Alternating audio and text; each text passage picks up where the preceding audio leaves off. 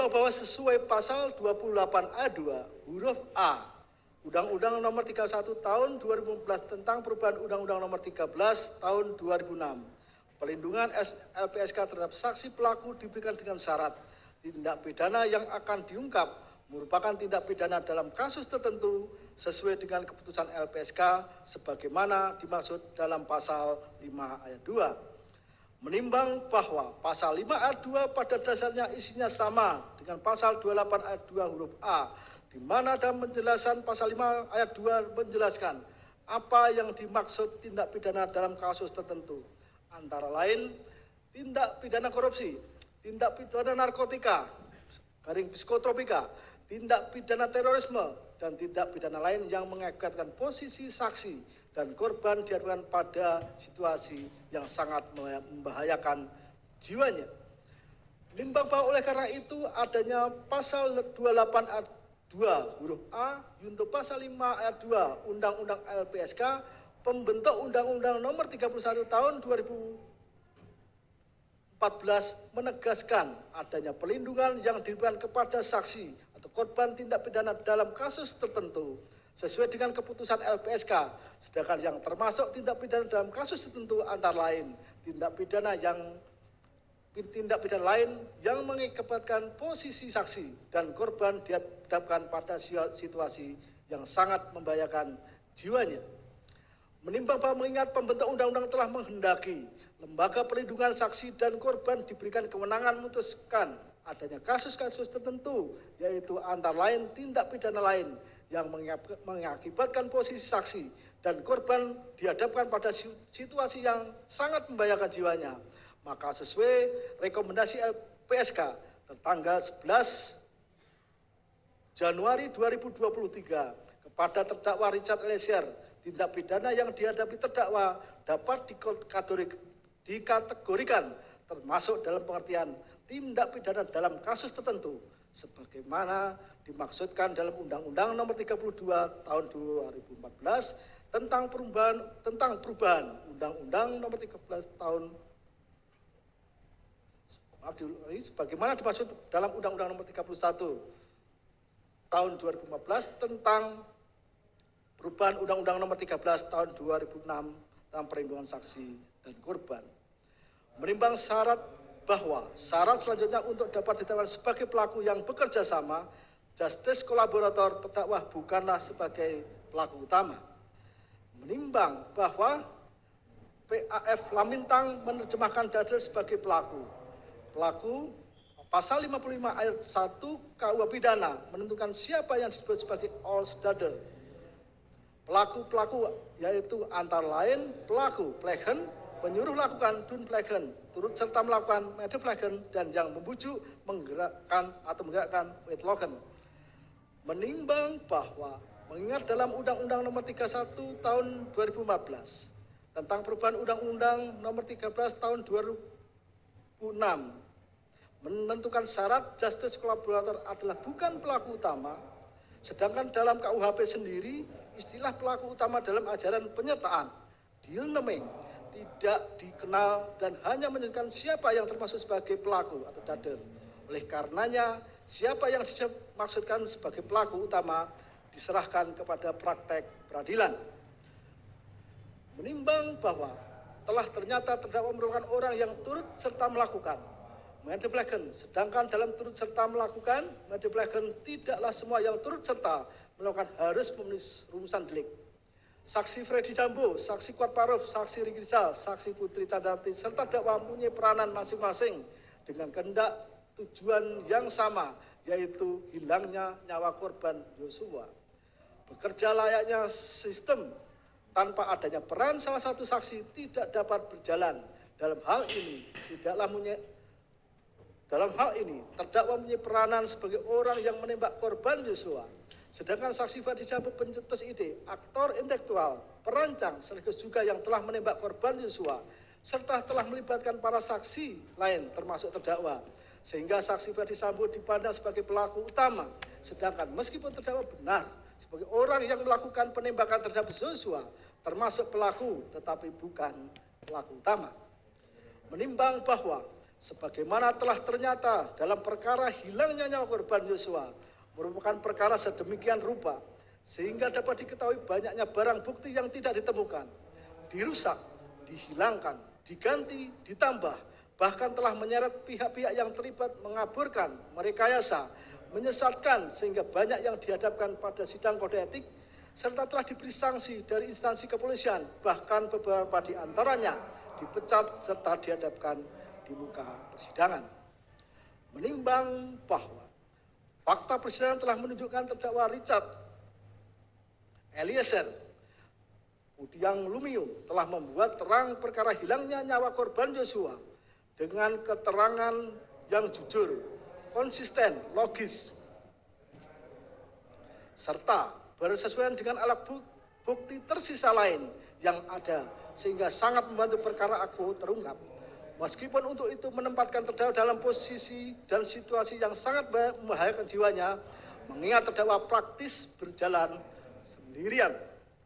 Menimbang bahwa selanjutnya majelis telah menerima surat permohonan pengajuan amicus curiae, sahabat pengadilan terhadap perkara terdakwa Richard Eliezer dari berbagai pihak, antara lain Institute for Criminal Justice Reform, Ikatan Alumni Fakultas Hukum Universitas Trisakti, Farida Law Office, Tim Advokasi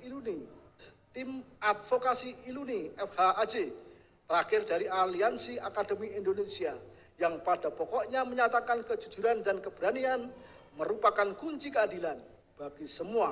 Oleh karenanya, mohon agar kejujuran terdakwa Richard Eliezer mendapat penghargaan sebagaimana mestinya.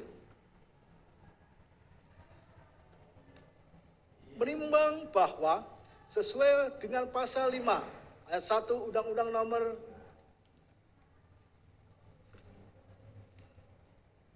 48 tahun 2009 tentang kekuasaan kehakiman, majelis tidak akan menutup mata dan merasa mendapat tekanan berkaitan dengan permohonan amicus curiae terhadap perkara terdakwa Richard Eliezer. Sebaliknya, memandang sebagai bentuk kecintaan pada bangsa dan negara, khususnya dalam penegakan hukum, sehingga para pihak baik lembaga maupun aliansi yang mempresentasikan harapan masyarakat luas terpanggil menyampaikan keadilan yang dirasakan dan didambakan ditegakkan khususnya terhadap terdakwa Richard Eliezer. Menimbang bahwa untuk itu berdasarkan apa yang telah dipertimbangkan serta adanya kebenaran fakta, penyebab meninggalnya korban Yosua telah dikepung berbagai pihak yang mengakibatkan gelapnya perkara, sehingga kebenaran dan keadilan nyaris muncul terbalik. Maka kejujuran, keberanian, dan keteguhan terdakwa dengan berbagai risiko telah menyampaikan kejadian sesungguhnya sehingga layak terdakwa ditetapkan sebagai saksi dan pelaku yang bekerja sama,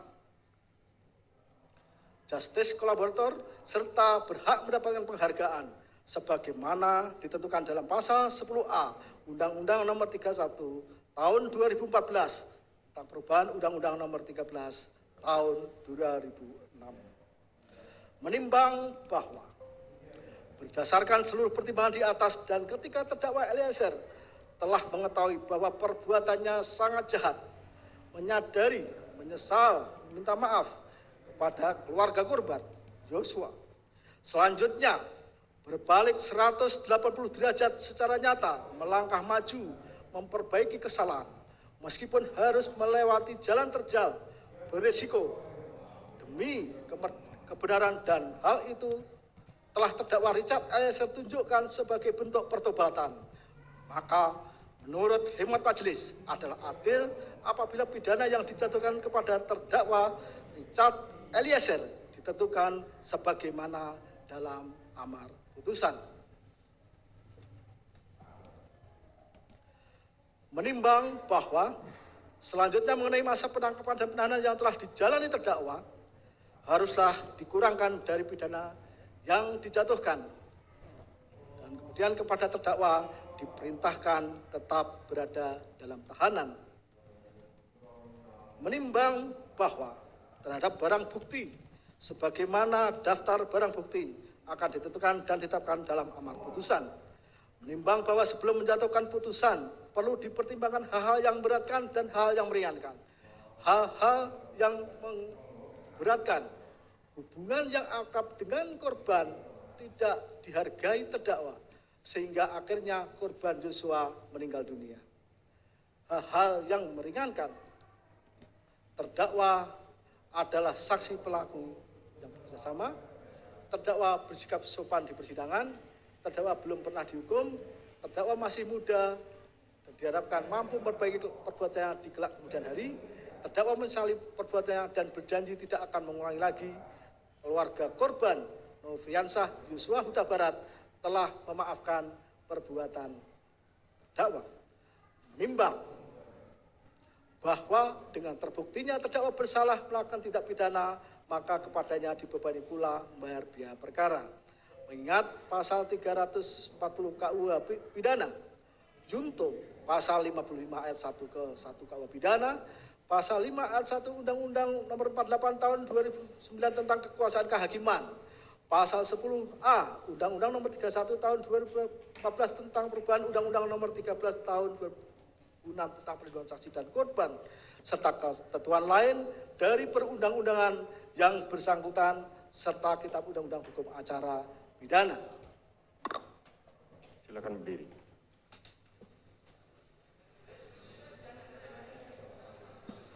Mengadili. 1. Menyatakan terdakwa Richard Eliezer Budiang Lumiu terbukti secara sah dan meyakinkan bersalah melakukan tindak pidana turut serta melakukan pembunuhan berencana.